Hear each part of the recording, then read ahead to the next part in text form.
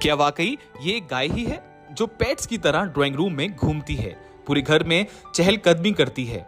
क्या वाकई ये गाय ही है जो बिस्तर तक पर कब्जा जमाती है, बच्चों की तरह बच्चों के साथ खेलती भी है?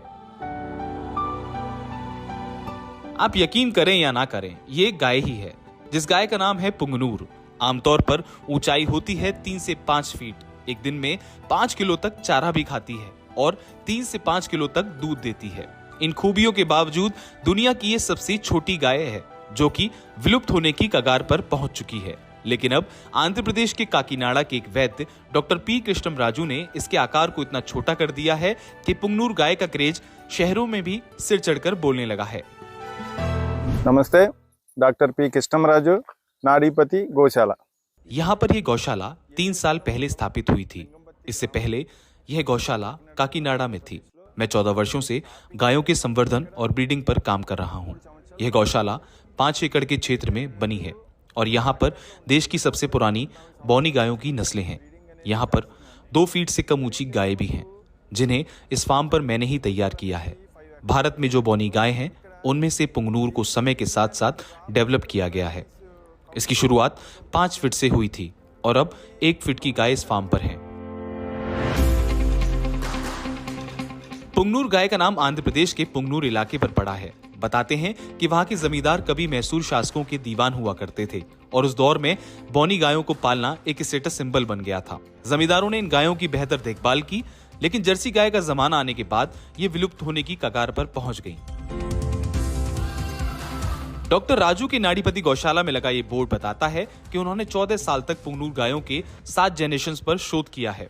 गायों की हाइट कम करते चले गए और अब पुंगनूर गाय का मिनिएचर तैयार हो चुका है, जिसकी हाइट सिर्फ 1 फीट है। हालांकि इस मिनिएचर की ब्रीड को तैयार करने में अभी 2 साल का वक्त और लगेगा। इस पूरे रिसर्च में 1632 गायों पर काम किया। 2 फीट की गायों को मैंने मिनिएचर नाम दिया है। यह ब्रीड भारत के प्राचीन काल की ब्रह्मा ड्वार्फ ब्रीड है। मैंने तैयार की गई ब्रीड को यही नाम देना चाहा था, लेकिन यह नाम विदेश में पहले से पेटेंट था।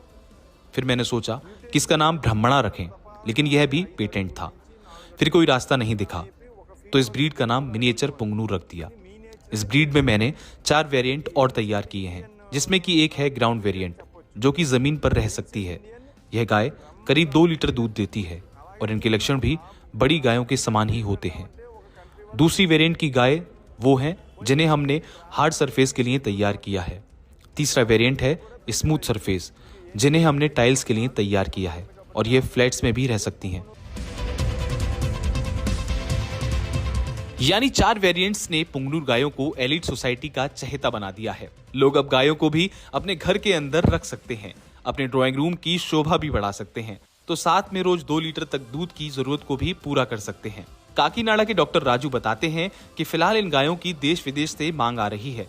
1 लाख से 5 लाख रुपए तक की कीमत चुकाकर लोग इसे हाथों हाथ खरीद रहे हैं और यही वजह है कि पुंगनूर गायों की संख्या भी तेजी से बढ़ रही है।